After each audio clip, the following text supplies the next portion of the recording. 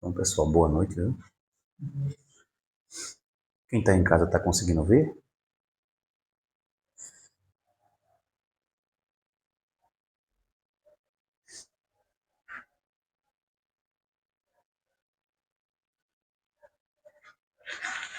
O motoqueiro passou bem na hora certa, foi? Ele adivinha.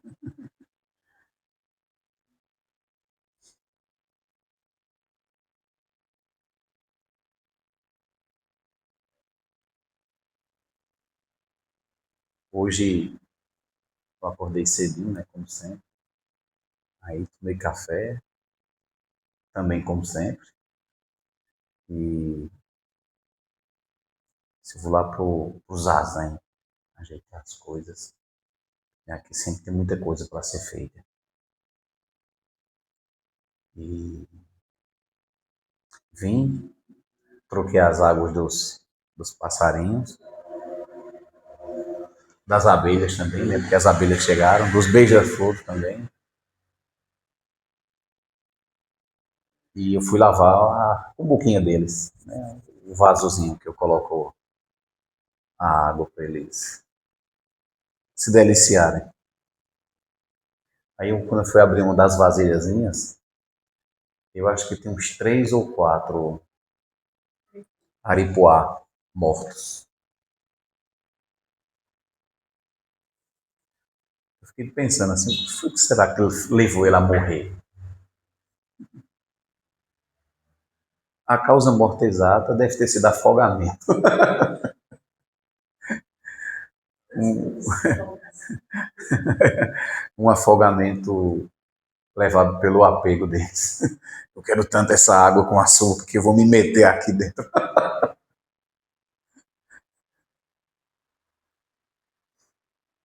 É mais ou menos isso que o Buda chama de apego, entendeu? Eu fiquei pensando assim, nossa, o apego foi quem matou ele. Ele não se conteve só em beber um pouco dele, da água, não. Ele teve que entrar na vasilhazinha. E o apego matou ele. Aí eu fui, limpei outro. Tem outro morto. Tem outro morto. Aí quando eu abri um dos últimos assim, aí tem um aripuazinho todo molhado na vasilhazinha. Eu disse, olha, eu vou te dar essa chance de tu viver. Essa chance de tu viver. Aí assoprei, ele não saiu, de pronto, eu vou lavar outras coisas aqui enquanto ele sai. Aí, inteligentemente, parece que ele percebeu isso. Aí foi para uma flanelazinha. Ele disse que ele foi para o lugar certo. Ele foi se secar um pouquinho para poder voar e ir-se embora daqui. Essa atitude do Aripuá, ela, as duas, nos ensina duas coisas. A primeira é o apego. Quanto os nossos apegos podem levar a morrer, no sentido figurado, no sentido literal. É uma abelhazinha, é uma abelha. E, e o outro sentido é a natureza Buda que a gente chama, esse princípio da inteligência. Vejo o outro estava um pouco molhado, eu dei uma oportunidade para ele escapar, deixei ele num cantinho, ele foi lá na flanelazinha azul, e ele ficou lá um tempo. Depois, quando eu voltei, ele não estava mais lá, escapou. Essa inteligência a gente chama de natureza búdica. Que todos os seres têm essa inteligência búdica, essa natureza Buda que a gente chama. Tem traduções que dizem seres sencientes. Eu não sei se alguém já viu esse nome, seres sencientes. E uma vez eu fui falar para uma monja, quando eu estava no treinamento da Batalha do Dharma, seres sencientes, e ela me reprimiu com veemência. Ela disse, que história é essa de seres sencientes? Todos os seres são sencientes. Todos eles sentem, todos os seres têm esse princípio de inteligência, porque tem Determinadas correntes filosóficas dividem seres que sentem e seres que não sentem. Ela até disse assim, pergunta a alguém que trabalha com pedras se as pedras não têm poderes. Aí eu simplesmente morri para aquilo ali. Por essa visão equivocada, né? Dos seres sencientes e não sencientes.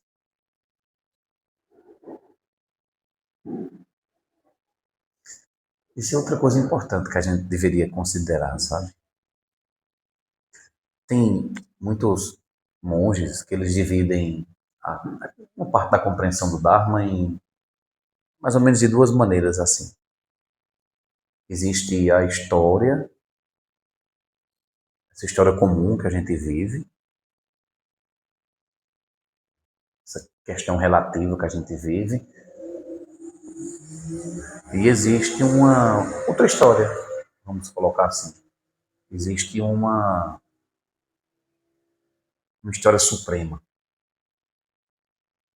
É que enquanto a gente vive essa vida relativa, de ir lá no Aripuá, tirar ele, ver que ele morreu, sair para trabalhar, se relacionar com as pessoas, que é a história relativa, vamos chamar assim. Existe a história suprema, que enquanto eu faço tudo isso no campo relativo, eu cultivo em mim e nos outros uma quantidade tremenda de coisas. Isso a gente deveria considerar demais. Porque a gente está muito preso nessa percepção da história só como uma coisinha relativa, só a vida, o trabalho, as pessoas, os problemas do dia a dia, e às vezes a gente não despertou para essa outra coisa, que enquanto a gente faz essas coisas que são relativas, que a gente pode chamar aqui de corriqueiras, enquanto a gente faz essas coisinhas corriqueiras, a gente está desenvolvendo um monte de coisa dentro da gente. Isso a gente deveria considerar. Só que quando a gente está no dia a dia mesmo, no corre-corre, a gente pensa isso, eu vou resolver o problema. Qual é o meu problema agora? Meu problema agora é fazer tal coisa, então eu faço tal coisa. Sem perceber que a gente está acionando dentro da gente, acionando um monte de coisas, cultivando um monte de coisas, deixando de cultivar um monte de coisas, matando um monte de coisas aqui dentro. Por isso que no Zen a gente tem até um texto que fala a identidade do relativo e do absoluto. A identidade do relativo e do absoluto.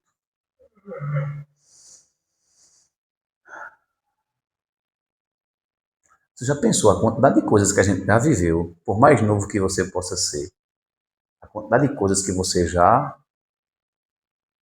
acionou dentro de você?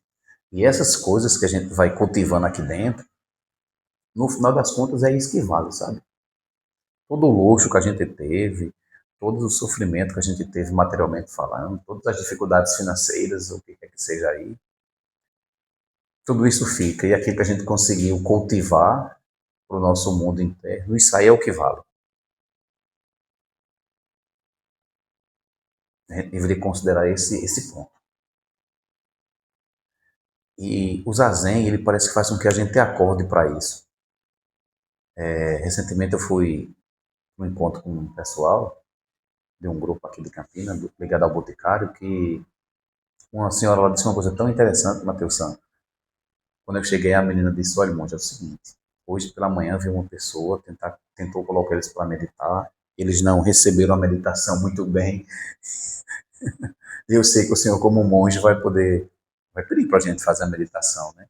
Eu digo, sim, vou sim, mas fique tranquilo, é normal as pessoas não gostarem. Eu mesmo detestei no começo. E é interessante que, como eles conseguiram fazer o zazen, sabe? Que é uma coisa muito dura, o zazen é uma coisa muito dura. Até a gente realmente ficar, como diria meu primeiro professor, amaciado é uma coisa muito dura. E aí, eu coloquei tudinho para fazer o zazen. Tava lá todo mundo bem bonitinho assim. Vamos dizer. E aí, quando acabou, que a gente foi ouvir o que cada um queria falar, né? Aí uma senhora levantou e disse, monge, me explica uma coisa. Quando alguém arrastou o pé no chão, minha mente foi para o pé da pessoa. Quando teve um barulho lá fora, minha mente foi lá para fora. Eu disse, é assim mesmo. É exatamente desse jeito. Olha que coisa, percepção maravilhosa que ela teve. Eu disse, inclusive está acontecendo o tempo todo e a gente não está se dando conta disso.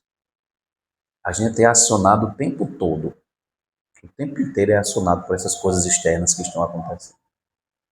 Imagina a complexidade disso aqui para dar conta de tudo isso, né? Complexidade que é a nossa mente para dar conta de tudo isso.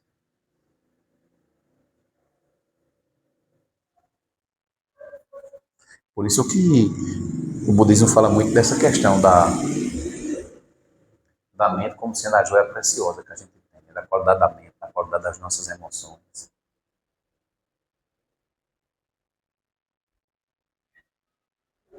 Aí a coisa passa e te arrasta, como a moto aqui agora passou de novo.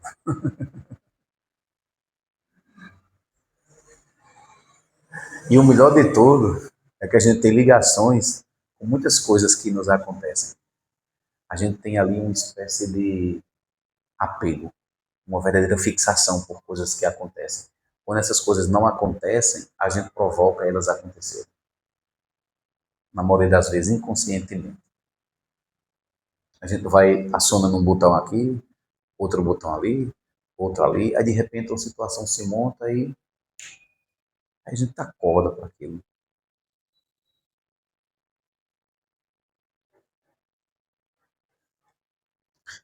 Mas é isso. Vamos encerrar.